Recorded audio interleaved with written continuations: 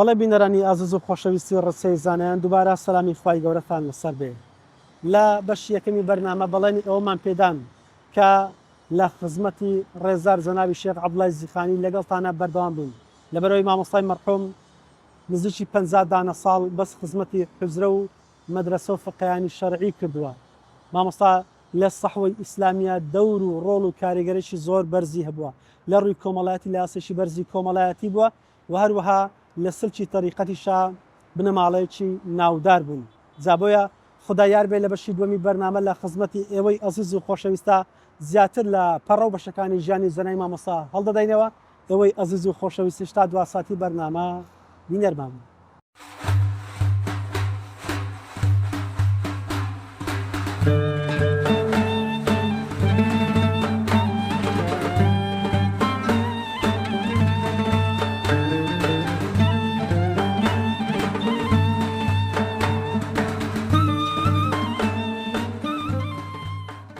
بەڵێ ئەزیزان و خۆشەویستانی ڕسەی زانایان لە بەش یەکەمی بەرنامە لە خزمەتی جەنابی مامۆستا مەلا تاهیرە سەربردەی جەنابی مامۆستامان بیست لە سەرەتای تەدریسە تا و کاتێک کە بڕوانامەی وەرگرت و دواتریش کە بەر لەوەی بێتە مزگەوتی حاجی مراد کە تەمەنی زۆری ژیانی جەنابی مامۆستا لە تەدریسە ئەلێرە بووە. بۆیە لە بەشی دووەم بەرنامە دەمەوێت زیاتر تەکید کەمە سەر یان تەرکیز بکەینە سەر مزگەوتی حاجی مراد ژیانی جەنابی مامۆستا لە ڕووی تعلیم و تەدریسە چۆن و چەند بوو. دووبارە سەلامی خوای گەورەت لەسەر عەلەیکم سەلام وبەرەکاتوه. دەستان خۆش بێ خوا کەرتان بنووسێ لە بۆ ئەو بەرنامە خۆشەی ئەوجا کە باوکی بەڕێزم هاتە مزگەوتی حاجی مراد ساڵی 1960 یان 63 بوو بزەبت چکە من نەبوویمە ئەزەها لە کە بیستیتم مزگەوت ئەو کاتی دەستپێشی دروست کردیم یان بەر لە مامۆستای تەواو بوو ئەوجا هات یعنی یەکەم مامۆستا بوو امتحانی لە 63 امتحانی لە بەغدادا و هەر ئەو ساڵی بە دەرەجێکی زۆر عالی بە تەفەوق دەرچووە الحەمدولله. حوزرەکەی بەڕووی فەقیهان داگرتەوە چکە حوزرە هەبوو فەقیهمان گەلە زۆر بوو. ئەو مزگەوتە کە دروستکە حسابی حوزرەشی لۆکرا سەرەتا بوو حوزرە هەبوو دوو حوزەی با حوزەی فەقیهان ئەگە برێم دائیم 15 فەقیه هەبوو لە سەرەتاوە طبعاً ئەوەلی دوو سێ دێن زۆر دەبام سبێنن هەتانی ڕان دەستی دەگوتەوە هەندێک جار عەسرە هەتا مەغریبان لە بە ئەوەی پێڕانە دەگەیشت هەند زۆر فەقیه. پێشەوەی باسی ئەوە بکەین مامۆستا وەکو ئیمام و خەتیب ئێرەی وەرگرت ئیمام و خەتیب خۆتبەی دەخوێن هەر لە 63 با بڵێ هەر لە ئەوەلی کە لە مزگەفتەکەی بابم لەگەدا بە حسابکە دینگەک بوو پێشترێژ وتار خوێن بوو هەر لە سەرەتاکردنەوەشی لێرە لە حاجی مراد تەدریسی کرد هەر لە 57 تەدریسی دەست پێ کرد ئەوە هیچ بەس لێرە بەڵام مەبەستمان حاجی مرادا لێرە طبعاً هزار رحمة الله ما مثلا بهادين أوانش حجران أبو زوجة فقيه إيمن در دهات نيرة إيمن در سنة إيمن در جيكور شان أو هيا بالله أو جت باباسي مزجوتي حاجي مراد لو بكا أو ده سبيش زاني من ما مستأبو كيفتي تدريس كي ما مصاي وهروا قطابي كان اللي شدات اللي شد ما نوا وتسن بردام دبون دراستي ما مصا شفت كان صون بو والله بابا همو علم شيء لقوتوا طبعا علمي قولك درس قولك كان عقائد والوصية والجمع الجوامع والتهذيب أو درس هم دقوتوا أبي دائما داشي نابو أو مستعدة قولاني كالمكان قول أبو بوانت كان دقوتوا كفقيه كان زوربون نيجي تواني بالسوقة كاملة أجا أوان اللي بين بان بام درس بالسوقة كان يقول عامل الجاني فالقريب أتو بخود ببير دي وكات هم حدا من وفقيان بو هذا المراقم بو يعني حازم مراد باز ببير أملا شيستكان حتى ما مستمر عبد الفتاح هرشي ما في برقم بور مخطاب بو منازل إبراهيم مان هبو ما مصطفى أحمد شهيد كنا فلوسي ما أو أنا ما مصاب ولا جري هم فقيه يا كم زار ما مصاب ليرة تنها ما مصابو باب تنها ما مصابو بس أو ما مصاب لا بتني درس كاين دقوتوا بتني درس كاين دقوتوا مستعد كانش بس وقت كاين دقوتوا بله قديم ترين ما فقيه بابم ما مستمر عبد القادر بحركي راسه بتمنى مصاب قادري بحركي ما مستمر عبد الله هرتلي ما مستمر زميل شاويس حافظ هزار أحمد تلبي ما مستمر أمين جهاد أو أنا هم اللي ناخذ ملا أحياء ملا يوسف بنجينا ملا يوسف اسم داري ملا إسماعيل وري ملا محمد هرمشي ملا علي قروان ملا زلال تاريناني ملا يوسف اسم داري إلى أوقافو زور ملا كمال وري ملا خدر كوي أنا وكان قبل بس ببيرنا مشينا برين بسطان بهزار عالم بروانك هذا حسابك للشيء سيدة بريم حتى 2006 ببردواميش حتى زارشان هل لو تفيد بجموع هزار رحمة لي بما مصطفى أحمد علياوي طبعا أوام وقت يكون ما مستاجي قلق عالم بو طبعا هذا قسمك بنا معلم روزا كاد قلت ما مصطفى زول ما حزني درسي بريم ولا قزنا أبد باب قلت والله أمليك شوف هذا قرم زور بيخوشة قلت والله ما لا شعب الله قلت كم ما لا بيها خوش لقى بيتدرس بريم أنا ما اشتكى بي قلت والله برا بدي الصدر ولي قلت فعلا ده هذا درسي ما بفقان دقو بس براستي ما مصطابو براستي عالم بو بابشي عبد الله علياوي كابيش مستشاري سەرۆک کۆماری پێشوو بەڵێ بابینەوە نێو حوزرەی مزگەوتی حاجی مراد لە هەولێر بەڵێ شەفتی دەرسەکانم پێ بڵێ مامۆستا والله دەرسەکان کە تازە گوتم طبعا فەقێ دەهات برێن شعراقایی دەکەیت جار هەبوو بەیانەکەی زوو بەیانەکەی سەعات 7-8 زوو دەهات بام نووسنەوەی نەبوو هەموو جارێ نانی سمەنان زوو دەخات پێ نەدەنووسەوە قەت بەچوە پێی ناخۆش بۆ بەدونینەوە لێ نەدەگەڕا بەس بەسەر پێراقە لێ دەکەی دەگوش طبعا زاحلی و زمانەوە ئێستانە بوو لێ نەدەگەڕا ئەمە بنوینەوە بەخۆی زوو دەهات لێو دەرسێ برێن دەستی بە فەقێشی بەڕێز دەگوت ئەو کات کە لە حاجی مراد بۆ سێژنی هەبوو یان ئەو کاتی دوو هەبوو دوایەک دێت بەرێ برێن سێ فەقێت کەش دەهاتن سەماعیان دەکرد ئەوە لاو فەقیان هەیە جار هەیە من دەرسم خوێندیە بەس حەزم لە جارش کە جێب دەمێ هەندێک داهات سماعیان دەکرد دەمەوێت سێ سالێک جار هەبوو دوو فەقێ یەک علمیان دەکرد ئەوان دەڕۆیشتن قسمەکی کە داهاتن جار هەبوونی ڕاندا دەهات بە مەتا دەستێژ بڕک لە دەستێنجی بڕک بە زەحمەت بوو هەر خۆش ئەو شەش برێن هەندێک کەس بۆ سویسا زوو دەستێژەکەی دەشوت و دەچۆ مانی ڕان دەخوات حەزی لێ بوو پاش نان یەکسەر چاوێتن دەگوت دەستمە مزگەفتێ ئەگەر نیو سەعاتێک نووسبا پاش نیوڕانان یان نەنووسبا ئاسێ دەهاتەوە مزگەفتێ دووسێت بیسان بە فەقیان دەگوت هەتا هێوارە هەتا هێوارێ بەس شتێکی خۆش لە بیرما سبحان الله ئێرکانە زمانی حەسیر و قاپقاپە و مەسینی ئاسن بوو هەموو پائەسان مەولودی لێ دەکرا ئەوەش خۆشە شەوانیش تەحلیل و ذکر پائەشا مەولید لێ دەکرا ئەغلب ئاسرا کام گچکە بوو مەولودەکە لەبەرەوەی جەنای مامۆستا یان ئەهلی ئالم حەزی لە سەلاوەتەوە بوو نەنە قەزم ئەو هیچ هەولێر ئەو کات ئاوای دەکرد مامۆستا بەخۆشی چۆن دەڵێ شێخ بوو بەێ حەزی لە مەولودی ئەوشتانە بوو ئەڵقەی ذکریشان دەکرد پائیشان الله بسەد الله دەکرد هزار رحمەتی لێ مامۆستا لە مؤذنكم مەلا ئیبراهیم بیرێژی لەگە مامۆستا ئەو بەکری کوورەتی والله دەنجیان هەبوو دەبا ئەو دەنگانە مابن قەسیدەیان دەخوێندەوە سبحان الله عالم لەگە دەنجوان دەهاتە مزگەفتی دەنجیان گەلە خۆش بوو هۆریشان لێرە مؤذن بووە هزار رحمەت لە مامۆستا قورشیدی دارەتووی بی لەگە باب لێرە بوو بابی خەلیل و زەبان محەممەدی ئینسانی ئەوها پاک و بێرەز نەبوو بەزەم هەیە قسەی لۆرە تفێ دەژێرمەوە لە بچ نەقلیان کرد جاران دەوام چەند بمهین بوو حوشەی هەموو گەسکدا بوو هەندێکم کە زغارەکەن بندا زەیتونێکی ما بوو حوسێنی ئەوقافات جانە ئەوقاف سێنەوە چا نەفەرێ بوو گوتی ئەوە لۆ دەخرکات و بام گوتی والله تازەی تۆمارە گوتی نا لەسەری نووسی نەقلی کرد ئەوەن دەمزانە ئێستاش مزگەفتێ 15 خادمی ئێدام ناکەن مامۆستا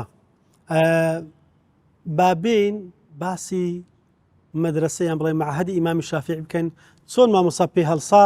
یان چۆن کردیەوە بەر لەوە هەر حوزرە بەردەوام بوو دواتر بووە معهەدی ئیمامی شافعی طبعا هەتا ئینتیفازەکەی فەقێیەکان هەر بەردەوامن فەقەی برێن وەکی خۆمان و ئەسلی قەدیم هەتا ڕاپەڕین کە هاتەوە بابم طبعا فەقێ هاتن دەستی پێ دەگوتن بەس بام حەزی لێ بوو گەورەتر کە معهەدی شافعی وەگرت طبعا لەسەر ڕێنمایی ئەوقاف ئیجازەی وەگرت کردیەوە زیاتر لە 600 تەلەبەی کوچ و کوڕی لێ بوو هەر یەکێک بوونە گلۆ 600 تەلەبە لە چێ بوون ماشەڵڵا لێرە داخل نەدەمانەوە قەزدم یعنی خۆ غورفە نەبوو ماشەڵڵا بن ئێروکانە دووقات بوو قسمەک لەوێ وەچی مزگەفت شێخ مستەفاش ئەوها بوو وەچی زمانی خەلیفی عەباس مەکان قسمەکەی مەلا محمود دەرسی پێ دەکوت قسمێک مەلا عەبدولفتاح عینا بەرگەی قسمێک لەوێ مامۆستا مەلا سلمان پاک ئەویش لێرە مامۆستا محەممەد سلمان پاک ئەویش لێرە بۆ مەلا عەلی مەمەک ئەوی دەرسی دەگوت مامۆستا یعنی دەستپێشکردنەوەی مزگەوتی مەدرسەی معهەدی ئیمامی شافعی چێ پێ هەڵسا خودی زەنای مامۆستا بابم پێ هەستا بەڵێ ئیجازە دواترش بە هەوڵی ئەواندا ڕۆشن لای وەقفی سنی بۆی کە شهادەکەشی اعتیباری بۆ بکرێ بەرێ اعتیباری پێوەی جێرا وەقفی سنی لە کولات شەریعەدایە زۆر تەلەبەت چوونە کولی شەریعە تاویان کرد زۆر شەهادەی معهەدی زۆریان بوون شهادە مازستا و دکتۆران وەگرت یەک لەوان دکتۆر هێمن باڵەچی دکتۆر محسین قەپرانی خەزوری مەلا سەلیمی دکتۆر محەممەد عەبدوڵڵا برای من کوڕ مامۆستا عەبدوڵڵای دکتۆر لە عەقیدە هینایەتەوە ینی بە شهادەی ئێرە ڕۆشتن شهادەی ئێرە نەخۆ برام خەریجی ئەوەی بوو اقتصاد بوو بەڵێ ئەوە چەند ساڵ ئەو معهەدە بەردەوام بوو مامۆستا؟ والله لأنه تو 5-6 دامەزرا هەتا ئەواخری 2000 تقریبا ئەم بەخۆم 2 ساڵە بخین لێرە 6 مرحلە بوو. بەڵێ مامۆستا شێخ عەبدوڵای زیخان بەڕەحمەت بی بەڕێوەبەری ئەو مەدرسەی بوو، ڕێوەبەری ئەو مەدرسەی بوو، دەرسیشی دەگۆتەوە، دەرسیشی دەگۆتەوە. ئەوجا ئەمن هەنجین سبحان الله زانیم بام عالمێکی زۆر گەورەیە بێزگە لە مامۆستا حەسەن باشی بستدرێ ئەوی لێ حاسێ بوو داهاتەوەکەن بابم لۆ پرسیارێک لۆ ئەوەچی دەرسەکانی شەمووی بە ڕێنمای ئاوقاف دانرا بوو، چۆن دەڵێ منهەجی مەلایەتی بوو، ئیزنیان پێدا بوو بەرێ طبعا ئەو شتێک بئیزن نابێتن ئەوە حکومەت و دارێ هەیە و ئەوجا من لەطیفەتی لۆت بجەرمەوە مامۆستا مەلا عوسمانی گۆجە هەبوو، قازی بوو، منتیقەی بالەکایەتی بوو کە دەهاتە مزگەفتی مەکتەب عملیان تێکچوو هاتبوو ئێرە سبحان الله بام ئەوەندە بەحترام بوو لەگەری ئەگەهات با ئێرە بە پێش ئیمامەتی نەدەکرد ئەوی بە پێشەوە خوێنەدات لەبەری هەردەستا جێی خۆی لێدا کردەوە هەتا کتابەکە بوو ناوی قصة الإيمان للمؤلف ندیم جسر کە تالیفی کردبوو باب حەزی بوو ئەو شەرعەکە مەلا زەمیری چوێ مەلا مستەفا چیوانە زیرەک بوو تەمان مامۆستا ئەحمەدی ڕووبار هەموو دانیش بوون مامۆستا عوسمان شەیعی کرد بابیشم جێدا بێ بام ئەو درێ نەبوو بێ والله ئەمن مالا ئەم بە ئەو بێتەوە زۆری پێخۆش بوو حبی ئەوەی نەبوو برێ تەکەبر و ئەوشتە زۆر متەواضع بوو لە ئەو شتانە. مامۆستا هەر لەسەر مەدرسەی شافعی لێرە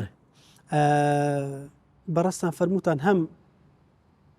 کچ هەم کوڕ تەدریسیان دەکرد بە یەکۆ بنیان ڕۆژەکانیان جیا بوو. کەسەکان لەو لای بوون پێیان دەگوت قەبرستانی مای حاجی مرادی لەو دیوی بوو تقریبا برین 200 مترێک دەبوو دوو قبری لەبووی حاجی مراد و حاجی ئەمیر کوڕی ئەوە قۆناغیان نەبوو مامۆستا مەرحەلەیەک هەموو مەرحەلەی هەبوو مەرحەلەیەک 2 تا 6 ئەم 2 مەرحەلەم خوێن لێرە بەڕاستی ئیسفادەم کرد كبر رأسا على عقب طبعا وزانها قوران سبحان الله أما تفولك خدمت بابم زوري مرغبو أما درس باي اعترافك من فن قريب طبعا القرآن من حفتها سير عم يصار القرآن ختم كت بام أوعاتيه أبو بابريم هم كسكر كاني في القرآن كت هلا من داري أو هسبنان درس في دقوتين حتى الدور ما نكد بابا درسك كيف بين دقوتين والله لا سوري نساء وآل عمران أو أنا بام جي لا يازبر مدخين دي قبرو هيز غلط شمنا ذاك تشوف هاي في الكذبين هنجي أوبو ألف سنة عين واحد زال بزوء وذو أمشتانا كسكانيش درسيان دخين ما مساكان دبا پرده دابندري أو شرب أمري زناي ما مصاب قبولين ذاك وكو باريس قاري أموي حتى دستاونا هنا دستابو أنا والله يعني أو بالزور بيان ما مصاوي حالي كربون كبيوست خوشان أوهابن أو دهاتي لخوشي أو دهاتي إلى ما مستاكانش همو زور مسلماني ريكو صالانا همو ما مستاك برزو بس طبعا هالكسك يك شي بي باشا طبعا بابش ما مستاي هل بجال ما مستاي زور برز يبون يقرا ما مستاي احمد سلمان باك بخوم نحم لكن نحم صرف والله دي بردو لا هم جوري دي بردو تاني دقيشتم بحث ولا مدرسي معهد امام الشافعي ليرا يعني الرول وكاريجريش يكزار زوري هبو اگر بين بلي صالانه سن قطابي ليرا درسي دخوين والله اوي امن تقريبا كبابين كمال احمد ابراهيم هم كاتبو هم سرب ما مستاجبو ديقولي ذيك الشصت لبيا شصت كل كل شصت او همو برهمي زنايب ما مصاي مرحومه بلا ناصحيش هل يبو يساوي امام خطيبه بلا باب مشتشكاش يهبو التوحيد خطبش ما نهبو ما مثلا عبد الله فرهاديش دهات ملا اسماعيل سيبردان ملا كان ببينا ما دهات لو توحيد خطبي يعني او خطبي باسي تسبكي هم يك باز بي وش هبو بلا هم بس هندق لا خصلتي زنايب ما مصطفى لورعي ما مصطفى صون ضلي لا شأني زناي ما مصالب وما نباس بينك وتاي والله أوا زور بس ميكم ببيتو باب مثالك قلت كرم قلت ها أو صدنا بدمي برو راني برو خدمت ما مستملا عبد الباقي بريز علامة أبو أبي براس فقيه أبو مدرسة أبو لراني أبو مصاب باقي هرتلي بله بابي ما مستملا محمد في بان كنت ما استاذ كوركي ما مستاذ جامعي لكويا قلت كرم برو أصدنا بابا مغرب داني أو جني لفلان كسي بالك أنا قلت وأبزام لي نبرسيا عدم لنا برسيا كنت أقول القرآن ده فرمي 3 قروء نبي الجن هل ما بكري لي برسيا أنا أقول بازروج بشازروج بتلاق ذابي كي إشكال ما بكاتوا قلت وأبزم نبي المسوا أول رؤى تقواه بريء من المغرب نبو عصر يجيش من در زمان ما مصاب بيم قوتو مالي أمارك دوا بله هندق لروي باريس قاريوا للتوصيل برستانا هيبة بون منا بسر هاتي أو أقر لياد بلماني باسكي وكو والله أوي تازه قلتم دوبرام دوبر كربوتشو كان هنا بوا قلت كرم ولا شيء ثاني قلت والله بابا قلت بورم استبني وحرامة داكم قلت نا يا شيخ با نانەکەی بخۆن ئەوجا گوتی نا ئێستا بام بنەوە قەت بام حرامی قبول نەدەکەت قەت وەڵاهی جارش کەس بام هەمزار ئیشی جایی دەکرد دەربانی جایی چوبوونە ئەو دەشتێت لە جێشی هەندێک بەردیان هێنابوو گوتیان لەشی وڵا لە فلان مەزرعی مەزرعەی گوتی سوون دەچی بووە گوتی هاگرێ ناو پەڕۆکەشی ناو قۆی دەچینێن ئەگەر چوونەوە لەوێ داێنەوە حرامە وەڵای بام تەبیعەتی واو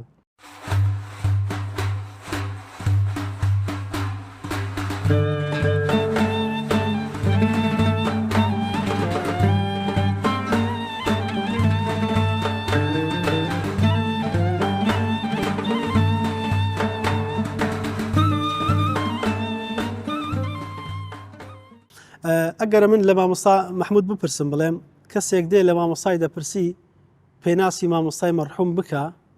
چۆن مامۆستایەک بوو کو باسی دەکەی مامۆستات والله جا کو باسی بکەین دەبێ ئەوها باسی بکەین مامۆستا لە ڕووی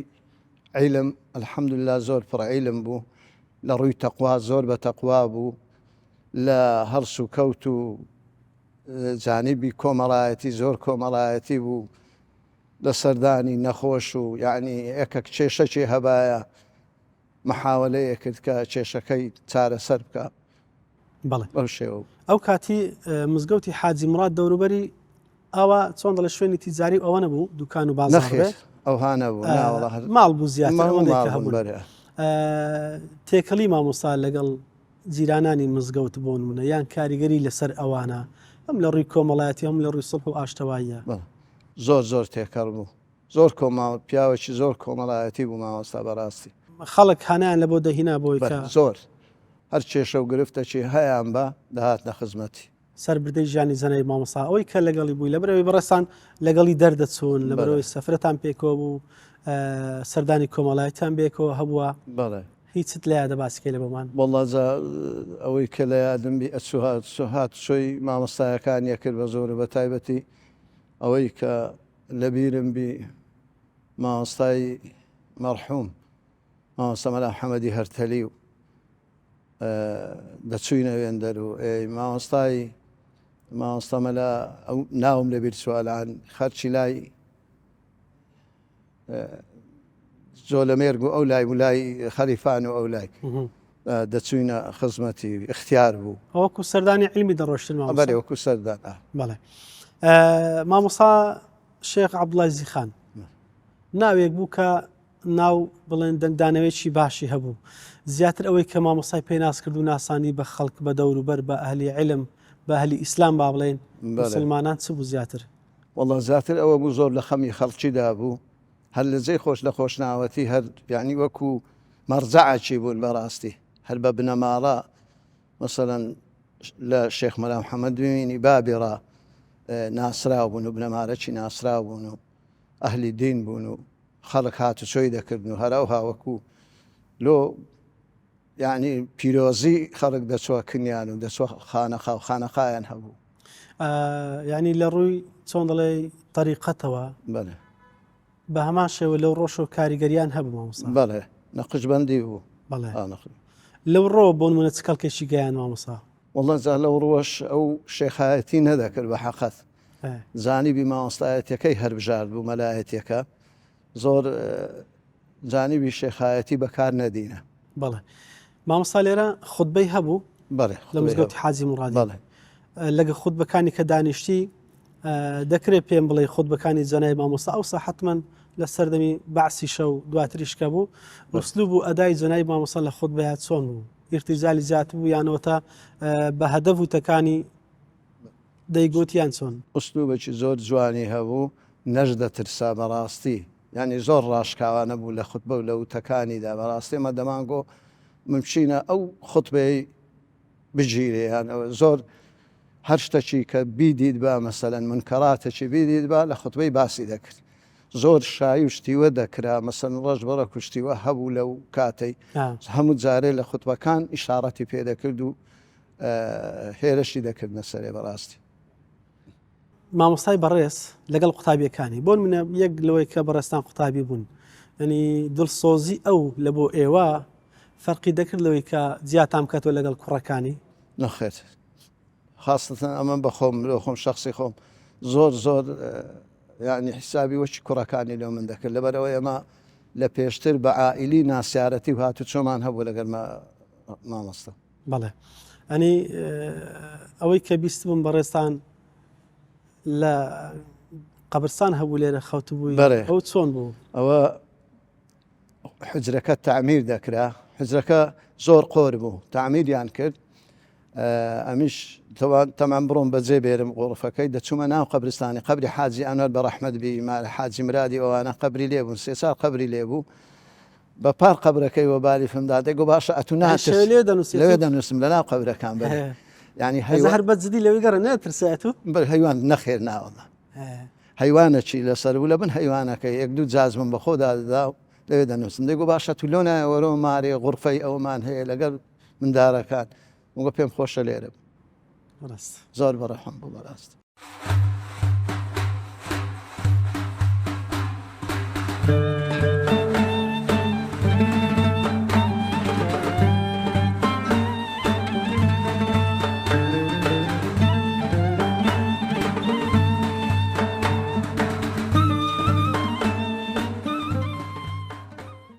مامۆستا شێخ عەبدوڵڵا ئینسانێکی ساڵح بوو خۆشمانەویست وەلۆمیش خزمەتی هەبوو لەو کاتەی کە مەسەلەن بڵێن ئەمە سجن بووم ئەو 4-5 مانگەی فەقیرە لەگە مامۆستا عەبدوڵڵای هەرتەلی فەقیرە دانیشتانیان نەبوو هەر چەندە ئەم نەگۆ خۆماندی مەکەن بەڵام ئەوان هەر لە دوو من بوون و خۆیان ئەزیێتدا خۆیان ماندیە کرد و بە پەرۆژ بوون ئەوانش مەوقیفی مامۆستایانە سەمعانی ئەو مامۆستایانەی کە مەوقیفیان هەبوو ئینسان باس و کا دەبی ئەمەش لەگەڵ یەک مامۆستایان مەوقیفی هەبی مەسەلەن فەرەز ناستا بڵێن ئەمن یەک برام مایە مامۆستا عەبدوڵڵای هەرتەلی لە هیچ مهاجان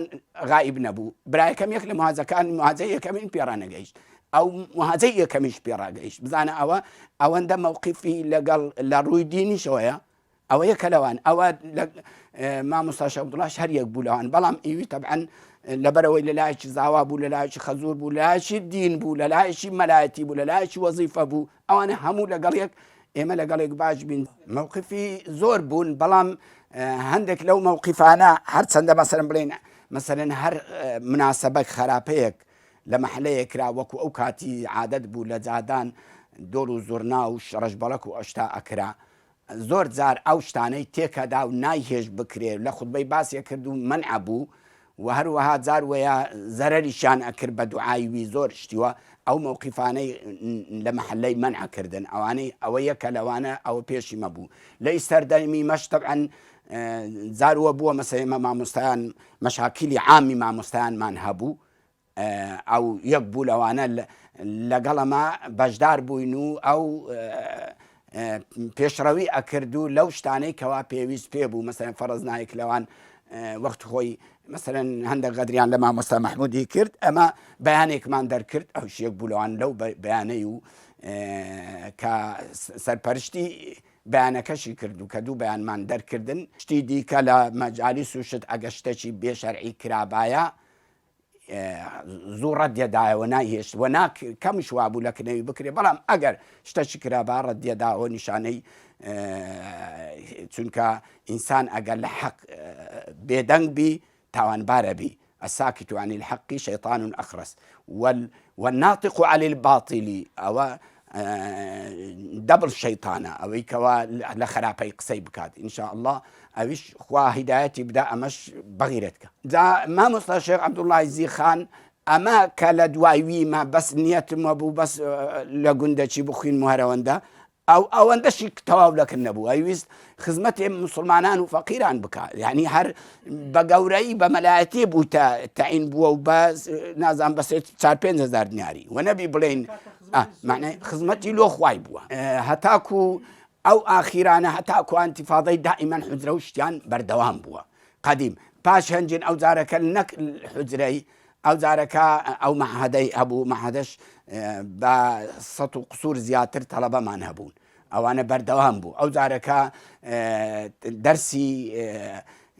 دوراتو درسي آفرتو درسي دوري دي كئيب قرآن وجنزاني هبو لمزقوتي نفر دي كشي ديناي سرپرشتي أكرد دائما لدو خدمت بو أو زار نصائح وعزيشي دائما هبو الرويشتو زيقا لا خطبو نيجا كي خوشي أو أنا شمو بردوام بون خارە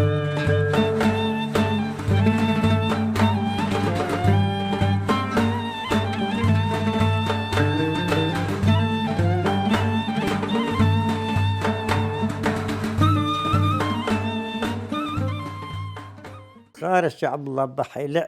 لەبارەی دینداریەوە بڕوا ناکەم لە حەیات خۆی نەزەرێکی کرد بێ چونکە بۆ عائیلەیان عائیلەی وان وابوو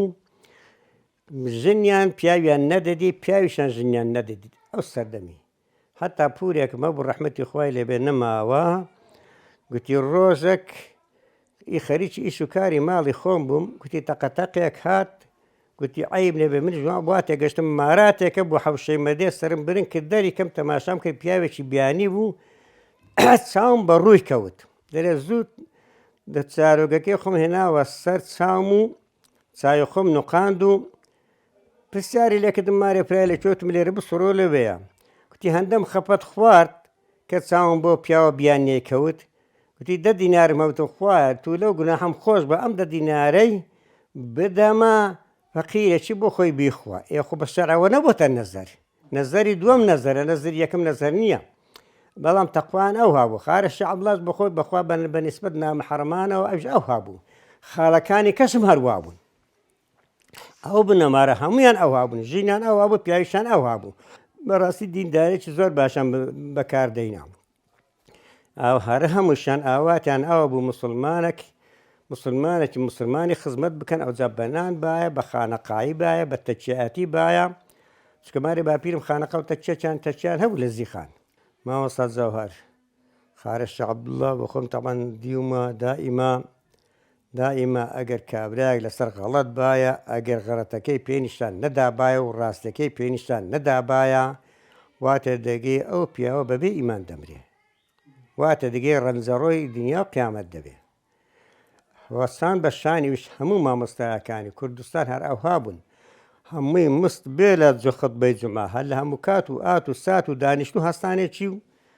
ئەوە دائیمە ئەمری بە ئەمریان بە چاکە دەکرد و نەهیچیانە خراپە دەکرد حولی ئەوەیان دەدا چاکەکار زۆر بێ و خراپەکار کەم بێ و تۆبەی بکەن و بگەڕێنەوە بۆ لای خوای تەبارەک و تەعالا هەلوێستی خارە عەبدوڵڵا بە هەمان شێوە بووە ئەرێ وەڵا لە هەموو کاتێکیدا پیاوێکە بوو لەوانەی ئێستاش مابی ناوەکەی نازانم ناوی چ بوو بەڵام یەزیدی بوو لە ناو ئێزیدیان هەراتبوو بۆ لەسەر ئەوەی کە ئیسلام بوو هیچ شوێن نەبوو بچێتێ هاتە لایوی وتی وەڵڵی حالێکی ئەو وایە مار و مندارم دەربەدەرەوە بخۆم دەربەدەرم و تەنها لەسەوەی کە ئیسلام بوومە گوتمە لا ئیلاهە ئیلا الله محەممەد ڕەسوڵ الله ئەو پیاوە هەستا وەریەگر گوتی وەرە ماری من مار و مندار بابێتە ماری من دوایە خزمەکاری بابوتێنەوە چۆن دەبێت و خاڵوەکەت بە خۆت گسکەوە ئەدی ئەوانش بنگە ناخۆشتر دەبێ لەسەر حیساوی هەر هەموویان و ئەوی خۆشی خانوەکیان بۆ گرت بە ئیجار ماگانەیان دەدا هەتا ئەو کابرایە دەستی لە ئیش و کاری خۆی گیر بوو دڵسۆزی بۆ دینی ئیسلام ئەو هابوو پیاوێک بیزانی بە بە قسەیوی بێ ئەمریکی خوا تەرک دەکات لەوانێت 10 جار تەشەبوسی پێک بکرد بە بەس ئەو بێ ئەمریای خوای تەرکە یان پیاوێک بیوێستا زوڵم لە جیرانێک لە کەسێکی بکات 10 جار بەلەکە چەند پیاوەکی دەیتوانێت تەشەبوسی پێ بکە کاکە لەبەر خاتری خوا ئەو پیاوەی ئەزیەت مەدا ئازار مەدا دائیمە لە خەرک پێکهێنانەوە سوڵح و مەسلەحەت دابوون دائیمە لە خزمەتی میوان و میوانداری دابوون چەند جاری وها بۆ کابرا لە حەوشەی مزگەوتێ دانیشتووە کە دانیشتووە کاکە پاش نوێژی مەغریبێ کاکە کۆ لێرە دانیشتی وڵای قوربان چ بکەم میوانم و پارەشم پێ نییە و ئەو جاوتم ئەگەر کەوتی فەرموو کاکە ماری خۆ لێر وەرە بچینەوە مارێ دەهێنا لە حوزەیدا دەناو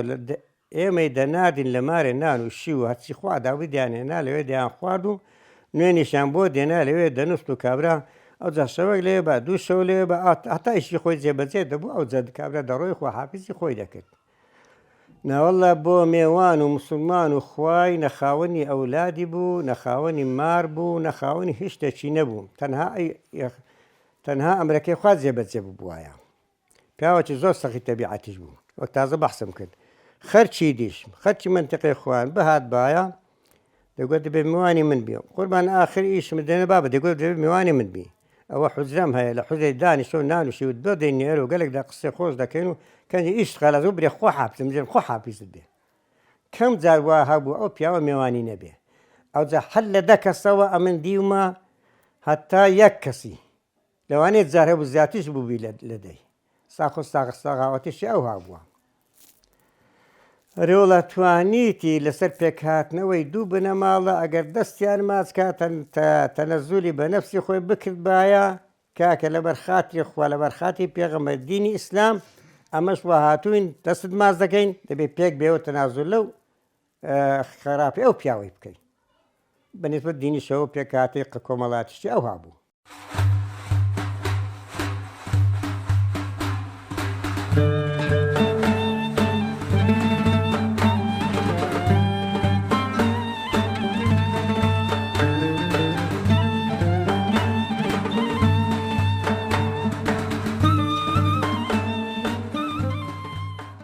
بسم الله الرحمن الرحيم الحمد لله رب العالمين والصلاة والسلام على حبيبنا محمد صلى الله عليه وسلم وعلى آله وصحبه أجمعين درباري مامۆستا شێخ عەبدوڵڵای زیخان طبعا مامۆستایەکی زۆر بەتوانا بوو مامۆستایەکی زۆر دڵسۆز بوو لەگەڵ باپیرم زۆر تەبا بوون یعنی نزیکەی 50 ساڵ لە مزگەوت لەگەر ساحب مزگەوت زۆر تەبا بوون ئەم بە بیرم دێ باپیرم زۆر زالۆمی باز دەکرد و بە خۆشم دەچوم دەمدید لەگە باپیرم لە ساڵی 62 کە باپیرم مزگەوتی دروست کرد یەکسەر بەخۆی لەگەر مامۆستا شێخی شێخ عەبدوڵڵای چۆ بەغدایە لەوێن دەرێ مامۆستا شێخ عەبدوڵڵای تەعین کرد یعنی وەکو تەعین باپیرم دەستی هەبوو لەوێن دەرێ تەعینی کردوە دەبی گوتی دەبی لە مزگەوتی من بی ئەو کابرایم خۆش دەوێت چونکە کابرایەکە پێشتر دەمناسی گەنجێکی زۆر مخلص بوو زۆر دیندار بوو ئەوەی ئەمە دەماندی لەو کابرایی ئیخلاسێتێکی تەواو تەواوی هەبوو لۆ دینەکەی لۆ مزگەوت زۆربەی فەرزەکان هەر لە مزگەوت بوو لە خوتبەی لە ڕۆژەکانی ڕەمەزان دەماندیت هەم عەسرەکان هەم شەوەکان هەم لە تەراویحی دەماندیت کابرایەکی زۆر چاک بوو نزیکەی 50 ساڵ لەگەر باپیرم لە مزگەوت بوو خوا ڕەحم بە هەموو باردووکان دەکا ئینشاءالله ڕۆژێک لە ڕۆژان نەمانزانی ئەوەندە ناتفاقێک لە بینیان هەبی ئەوەندە ناخۆشیێک لە بینیان هەبی بە هەردووکان خزمەتی مزگەوتیان دەکرد باپیرم دەدیت هەموو جارە لەگەڵی دەچوم باپیرم دائیمەن خەریکی قورئان خوێنی بوو مامۆستاشم دەدیت دائیمەن لەگەڵ مسلمانان خزمەتی مزگەوت خزمەتی مسلمانانیان دەکرد مسلمانی دەکرد خەڵکانی منتیقەی هەموو دەهاتن پرسیاریان لە مامۆستای دەکرد دەربارەی دین چکە مامۆستا شارەزایەکی زۆری هەبوو حتا وەکو مەدرسەی شافعی دروست کرد مەدرسە بوو زۆرێک لە ئەو مامۆستایانەی کە ئێستا لە مزگەوتانن تەڵەبەی مامۆستا شێخ عەبدوڵڵای بوون و ئەو پەروەردەیانی کرد و ئەو وەی کرد بگەنە ئەو ڕادەیە کە ئێستا تێدانە و ئەوان خزمەتی هەموو لایەک دەکەن ئیدی نازانم چی بڵم دەربارەی ئیخلاسەتی باسکەم دەربارەی نەرمونیانی باسکەم لەگەڵ خەڵکی لەگەڵ ساحب مزگەوت دەربارەی چاچی مامۆستای باسکەم ئەگە هەر یەک لەو لایەنان ئەگەر باز بکەین ئەوە زۆر کاتمان پێدەوێت بەس ئەوەندە دەڵم خوا خێری مامۆستای بنووسی کە توانی خزمەتێکی زۆر چاک بکە و ئینشاءالله ئەو شتانش لە لای خوای پەروەردگار بەزایع ناچی و ئەمە زۆر جار دەچوم لە کەیندا دەنیشتم ینی هەندێک جار دەمدیت ینی هەندێک شت لە دڵم بوو مامۆستا دەچوم پرسیارم لێ دەکرد دەگوت وەرە دانیشە وەرە کوڕم محەممەد دانیشە زۆر سوالم لێ دەکرد زۆر بە ئوسلوبەکی جوان جوابی نەدامەوە و لە حوجرەی زۆر لەگەری دانیشتیمە زۆر شتی لێ فێر بوویمە نۆکو تەنها ئەمن بەڵکو زۆرێک لە گەنجەکان زۆر چی لێ فێر بووینە شتە چ کەشێ بوو مامۆستا هەرچەند ئەگەر بە عمریش گەورە بووبی بەڵام دائیمەن بینی لەگەڵ گەنجان زۆر خۆش بوو هەموو گەنجەکان خۆشیان دەویست هەموو پیرەکان خۆشیان دەویست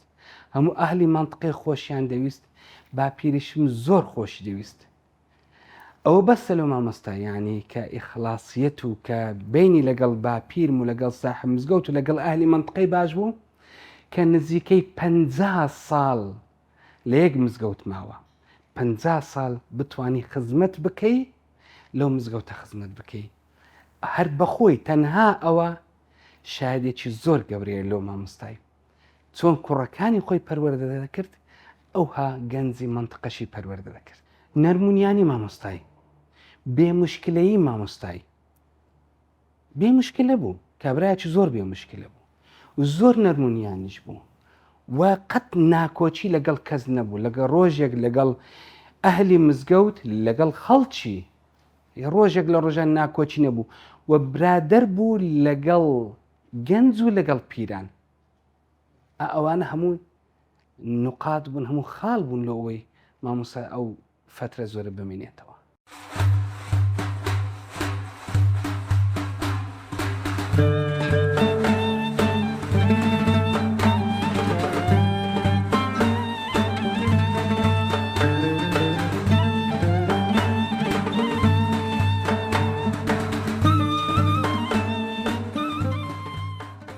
مامۆستا پێم بڵێ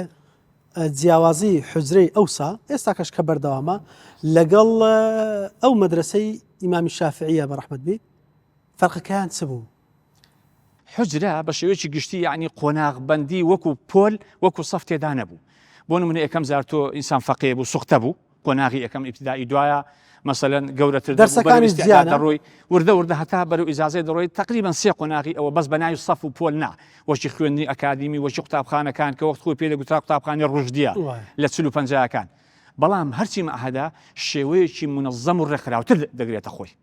ئەو یعنی لەو سوارچەوەیدا خۆی دەبینێتەوە جیاوازی منهەجەکان هەبوو بۆن منە حوجرە بەقوتر بیان ئەو بەڵێ جیاوازی منهەجیان هەبوو لە ڕووی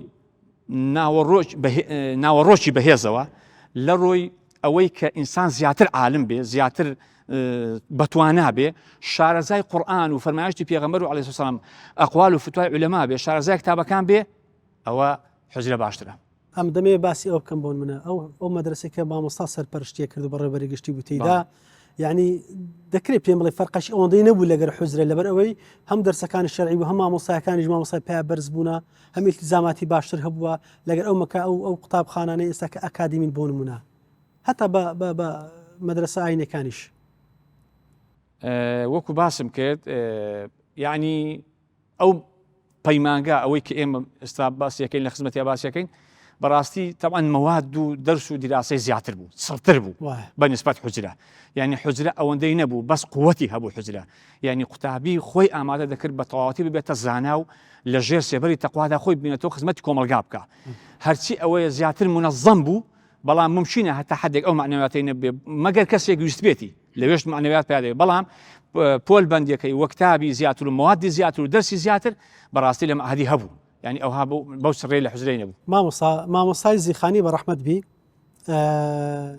ئیستینبات و سەرچاو و منبعی وەرگرتنی معریفەت و علمی وارووا زوهد و تەخوای لە چیەوە سەرچاوە گرتبوو؟ بەڵێ پرسیارێکی جوانە بە شێوەیەکی گشتی بەتایبەت لە ناو ئومەتی ئیسلام مامۆستایانی بەڕێز کە کەسانێکن لە زەویدا ئەستێرە و چراو ڕۆژ و مانگن بۆ ڕووناکبوونەوەی خەڵک هەر وەکو ئەستێرە لە ئاسمانەکان هەیە بۆ ڕووناکبوونەوەی بەشەر ئیسفادەی خۆیان لێ دەکەن و لە ڕووناچەکەی بەهرەمەند دەبن هیچ گومانیان مامۆستایان ئەگە بەڕێیەکی ڕاستدا بڕۆن کە ئینشاڵڵا مامۆستا مەلا عەبدوڵڵا هەتا حەدێکی باش لەسەر ئەو مەنهەجەی بوو لەسەر ئەو ڕێگەی بووە بەڕاستی نیعمەتێکی زۆر گەورەی بۆ کۆمەلگا مامۆستا مەلا عەبدوڵڵا لە هەر لە گەنجایەتیەوە کە لە 50 تەدریسی کردووە لە خزمەت دەرزگوتنەوە دابووە یعنی خەریکە بڵێم 40 ساڵ زیاتر لە 30 ساڵ هەر لەو خزمەتەیدا یان نزیکەی 50 ساڵ لە فەرمایشتەکانی خوا لە قورئان کە بەهێزترین سەرچاوەیە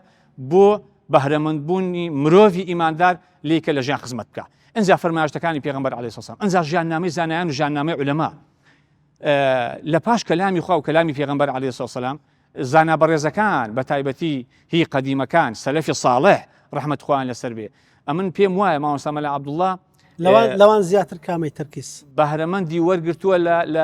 لە زوهد و لە ماندووبوونی ئیمامی بوخاری ڕەحمەت خوای لەسەر بێ کە ئەو کتێبە سەححی داناوە لە ماوەی 16 ساڵ یعنی بە زوهد و نەبڕانەوە و نەفسانەوەکی زۆر درو درێژ شەو و ڕۆژ هەندێک لە قوتابەکانی ئەژێڕنەوە دەڵێن لە بەسرایە بووین ڕۆژێکیان لێمان بزر بوو چەند ڕۆژی پێچوو ئیمامی بخاریمان لێ بزرم و نەدەهات بۆ ئەوەی دەرز بخوێنێ ئەمەش گوتمان با بە دوای دابچین کاتێک بە دواداچوونمان کرد و چوین تەماشاکەین لە غورفەیەکە بەڕووتی هیچی لەبەر نییە لە فەقیری و هەژاری لە پێناوی خڕکردنەوەی فەرمایشتەکانی پێغەمبەر عەلەیهی سەلام ئەمانە ڕاستەوخۆ کاریگەری زۆر بەهێزیان هەبوو لەسەر مامۆستا مەلا عەبدوڵای زیخانی دەیتوانی لەژێر ئەو جوهدا ئەویش یعنی کاس بکە ئەو هێزەی وەرگێتەوە ئیبن ئەبی حاتەمی رازی ڕەحمەتوخوا لەسەر بێ مامۆستا بەویش کاریگەرە تەماشا دەکەی دەڵێ بابم ئەمنی هێنا لە منتیقی ڕۆژهەڵاتەوە دەچووینە هێشتا دەڵێ بلوغم نەبوو بچووک بووم کە لە ئەبیار عەلی هاتین بلوغم نەبوو کە گەیشتمەوێ هەستم کرد ئەمن ئێستا بلوغم بووە لەوێدا لە کاتی ئیحرام ئەڵێ بابم زۆر دڵخۆش بوو ڕەحمەتخوا لەسەر بێ ئەڵێ گوتی ئۆخەی کە من چکە نەوەکو ئەمن تەمەن ینی بواری ئەوەی نەدا کە من بتبینمەوە ئێستا کوڕەکەم گەورە بوو ئەو حەزەی بەبری حەزی ئیسلامەتی دەکەوێت چکە کە منداڵ ئەگەر حەزیش بکات دەبێت زارش کە حەز بکاتەوە مامۆستا مەلا عەبدوڵڵا مؤثر بوو بە ژیاننامە و فتوا و ئەقوالەکانی ئیبن عەباس ڕەزا و ڕەحمەتخوا سەبێ ئیبن عەباس دەفەرمێت کە پێغەمبەری خوا فوتی کرد و گەڕایەوە بۆ لای پەروەردیگار سوبحانەه وتەعالا دەستی هاوڵێکی ئەنساریم گرت خەڵکی مەدینە گوتم وەرە تازە پێغەمبەری خوا وفاتی کرد عەلەیهی سەلام ئێستا سەحابەی پێغەمبەر و هاوڵانی گەلێ زۆرن فرسەتێکی زێڕینە بۆ ئێمە لە خزمەتیانە علم فێر بین ئەڵێ وەکو پێویست نەیتوانی بەدەمەوە بێ دوایە ئەمن خەباتی خۆم دەست پێ کرد علمی و زانستی ماندوونە ناسانە ئەڵێ وام لێ هات بوومە مەرجع ئەو بەڕێزە ئەنسارەکە فەرمووی بەڕاستی تۆ لە من هۆشمەندتر بووی تۆ لە من لێزانتر بووی تۆ لە من بە ئاگاتر بووی تۆ لە من هوشیارتر بووی مامۆستا عەبدوڵڵا لەو میرات و ڕەحمەتانە بەهرەمەند بووە بەڵێ دەست خۆش مامۆستا بەڕێز ئەگەر شتێکمان بێ لە کۆتایی سوپاس دەکەین ئەو مامۆستا بەڕێزی ئێستاش لە ژیان داماوە تەمەنێکی واشی نەڕۆیشتووە فەرمووی ڕۆژێک لە خزمەت مامۆستای بووم لە حوجرەکەی پرسیارێکم لێ کرد مامۆستا شێخ زیخانی لە خزمەت مامۆستا مەلا عەبدوڵڵای زیخانیدا بووم گوتم مامۆستا مەلا عەبدوڵڵا پێم خۆشە جا ئەو مامۆستا بەڕێزە هەر بۆ خۆشی لایەنی ڕوحی بەقووەتە وتی گوتم پێم خۆشە باسی ئەوە لێ پرسم و بۆم باسکەی لێی بەهرەمەند بم ئەمش بۆ خۆم ئیسفادە لێ بکەم خەڵک ئیسفادە لێ بکات لە ڕێی منەوە پێغەمبەری خوا عەلەیهی سەلام چۆن وفاتی کرد ئەڵێ مامۆستا مەلا عەبدوڵڵاش ڕامە قسەی نەکرد فرمێشتی بە چاویدا هات زۆر گریا ئەفەرمێ ئەوەندە گریانەکەی بەردەوام بوو ئەمە ترسم لێ نیشت وتم شتێکی لێ نەیە دوایە بە مندابی لە کۆتاییدا کە هاتەوە سەرخۆ وتی جارێک کە ئەو پرسیانە لە من نەکەی هەر جارێک کە ئەو پرسیان لە من بکەی زۆر بە توندی ڕوبەڕووت دەمە و باشت ئەزێ دەدەم ئەوەی شێک لە مەوقفەکانی مامۆستا تەمان دیارە مەوقفی هەڵوێستی دیکەشی زیادە بەڵام ئەوە بەڵگەیە لەسەر ئەوەی کە مامۆستا هاوڕێ لەگەڵ زانست و عیلمەکەی هاوڕێ لەگەڵ خەباتە زانستیەکەی بەڕاستی تەقوا و ئیمانەکەشی زۆر بەهێز و بەقووت بووە کە توانیوێتی ئەو ورەی پێ بدا کە ببێتە ڕوکن لە بۆ عیلم و زانست چونکە بەڕاستی ئەو کاتە عیلم هێز و قووەت و دەسەڵاتێکی باشی دەبێ و خەڵک بە ئیزنی خوای گەورە ئیسفادە دەکا کە تەقوا و عقیدە و یعنی زوهد و ئیخلاصی لەگەڵ واتقوا الله ويعلمكم الله واتقوا الله ويعلمكم الله بەڵێ ئەگەر علم تەقوای لەگەڵ نەبێ چۆن دڵێ یەک بارەوانە لەگەڵ ئەوەش ئەگەر کەسێکی تەقوادار و ئەهلی وەڕع و تەقوا بوو ئەگەر بەو شەوەیە وەریگرت کە بۆ ئەهلی ڕۆح ئەهلی قەڵب طبعا دەبێتە کەسێکی تر پەیوەند و سلێک دروستەکە لەگەڵ ئاسمانە مامۆستا لەو ڕۆ چۆن بوو بە کورتی بەڵێ مامۆستا سوپاس بخوای پەروەردیگار و ئەوەش فەزلێکە کە خوای گەورە پێی بەخشیوە ئێمە داوا دەکەین لە خوای گەورە ئەوەی بەوی بەخشیوە بە مامۆستایانی دیکە بە موسڵمانان دیکەش ببەخشێت بەڕاستی کەمال تەنها بۆ پەروەردیگارە معسوومیەت تەنها بۆ پێغەمبەرە بەڕێزەکانە عەلەیهیمۇ سەلام بەڵام هەتا حەدێکی باش مامۆستا توانی بووی بەسە نەفسی خۆی زاڵ بێ لە بواری تەقوا و ئیخلاص و لەخوا ترسان و هەستم ئەکرد یعنی تدریبی لەسەر ئەو بوارەی ئەکرد خۆی ڕادێنا خۆی ماندوو ئەکرد بۆ ئەوەی کە بەسە نەفس و شەیتاندا زاڵ بێ چونکە بابەتی زوهد و لەخوا ترسان دیارە ئەوەش ماندووبوونی دەوێ دیارە تێکۆشانێکی تایبەتی دەوێت سەبر و بەردەوامی و بە بەردەوام بوون یعنی ئیستیقامەی دەوێت وەکو زانایان ڕەحمەتخوا لەسەر بێ ئەڵێن کەرامەت نەوعی زۆرە بەڵام گەورەترین کەرامەت ئەوەیە کە مرۆڤ مستەقیم بێ و ڕاست بێ لەسەر ئەو ڕێبازە هەتا ئەو کاتەی شۆڕ ئەکرێتەوە بۆ ناو گۆڕەکەی لە کۆتایی تەمەنیدا.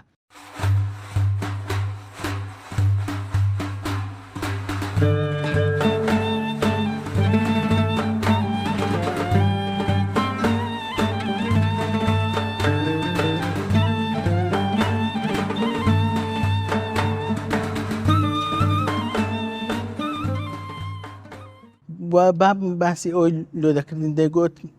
کە کەسێکی احتیبار پێکرا بوو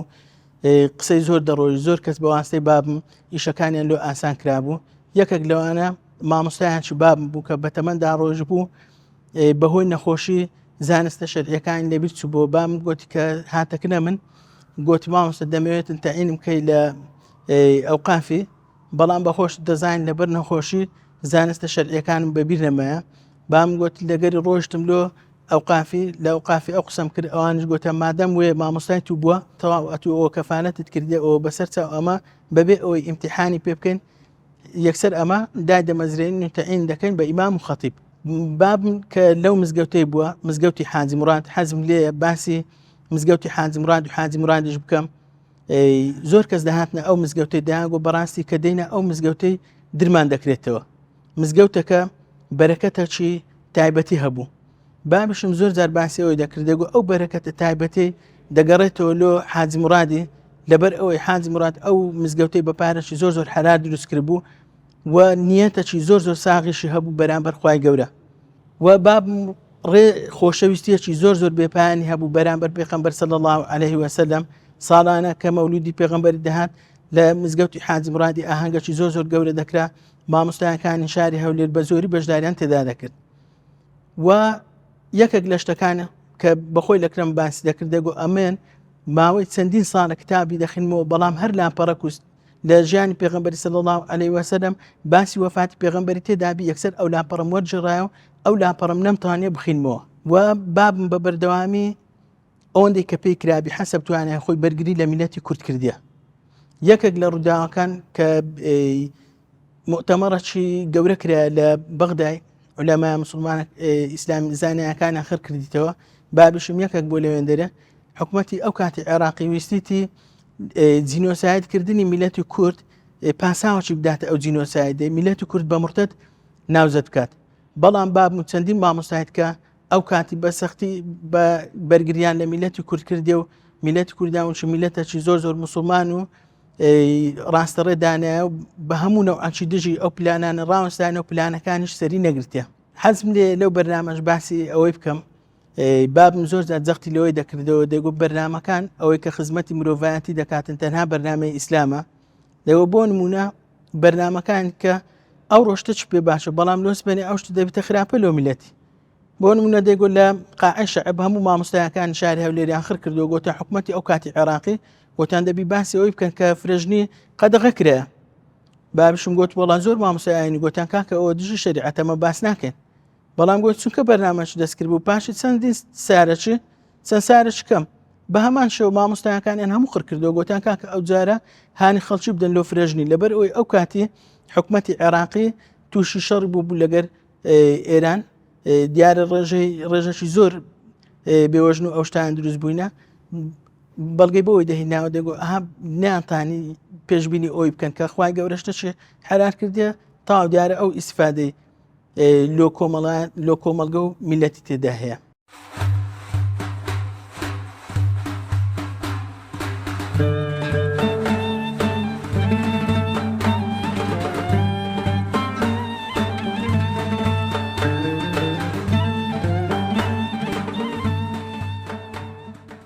بەڵێ بینەرانی ئازیز و خۆشەویستی ڕچەی زانایان ئەوەی بینیتان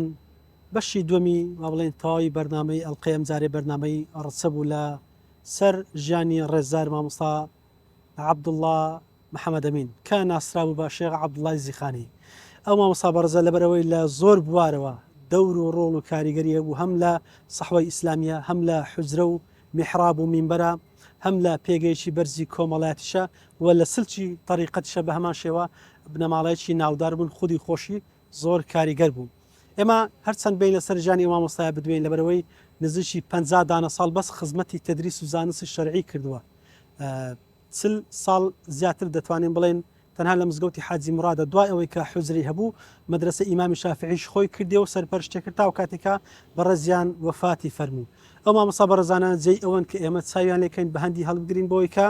بەڕاستی بەمانای کەلیمە مامۆستای هەڵکەوتو ناوداری کورد بوونە کە جێگەی شانازی ئێمەمانن کە کەڵە پیاوی ئاوان هەبوونە بۆی کە خزمەت گەلێکی زۆریان کردو هەم لە ڕوانگەی شەرعەوە